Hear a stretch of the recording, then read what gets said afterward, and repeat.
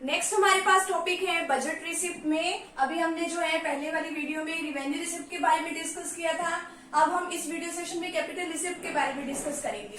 अब budget receipt जो है वो रिवेन्यू रिसिप्ट होती है एक तरीके से, और एक क्या होती है, कैपिटल रिसिप्ट होती है। अब बजट रिसिप्ट में हमने रिवेन्यू रिसिप्ट में क्या सीखा था कि ऐसी रिसिप्ट जिससे कि जो है गवर्नमेंट की ना तो लाइबिलिटी बढ़ती है और ना ही जो गवर्नमेंट की असेट्स है ना ही उसको कम होती है वो, ठीक है। लेकिन कैपिटल रिसिप्ट कौन सी रिसिप्ट होती है कि जिससे जो गवर्नमेंट की जो लाइबिलिटी है वो तो क्या हो जाती है, बढ़ जाती है।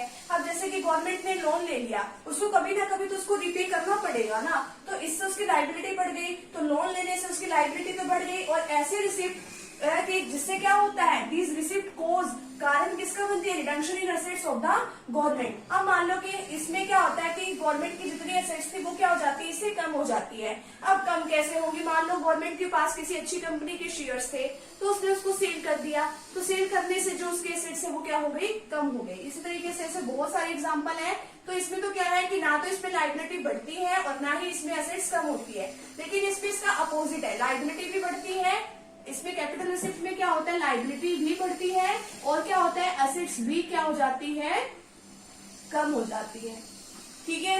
नेक्स्ट है कैपिटल रिसिप्ट में। अब कैपिटल रिसिप्ट हो किस तरीके से सकती है, बोरोइंग, या तो वो लोन लेंगे। अब लोन किससे लेगा, गवर्नमेंट जो है आरबीआई से। आरबीआई से किस तरीके से, नई करेंसी इशू करेंगे वो। पब्लिक से लोन ले सकती है गवर्नमेंट, और रेस्ट ऑफ द वर्ल्ड यानी कि फॉरेन कंट्रीज से लोन लिया जा सकता है। नेक्स्ट है अदर रिसिप्ट, किस तरीके से हो सकती है, डिसइन्वेस्टमेंट। अब डिसइन्वेस्टमेंट करने की प्रोसेस को प्राइवेटाइजेशन भी कहा जाता है। अब प्राइवेटाइजेशन इसको क्यों कहा जाता है, अब गवर्नमेंट के पास जितनी भी असेट्स है या कोई ऐसी इंडस्ट्री है कि अब गवर्नमेंट उसे नहीं चलाना चाहती है, जिसमें कोई लॉस हो रहा है या उसमें पैसे की जरूरत है, तो वो उसको क्या करती है, प्राइवेट सेक्टर को सेल कर देती है।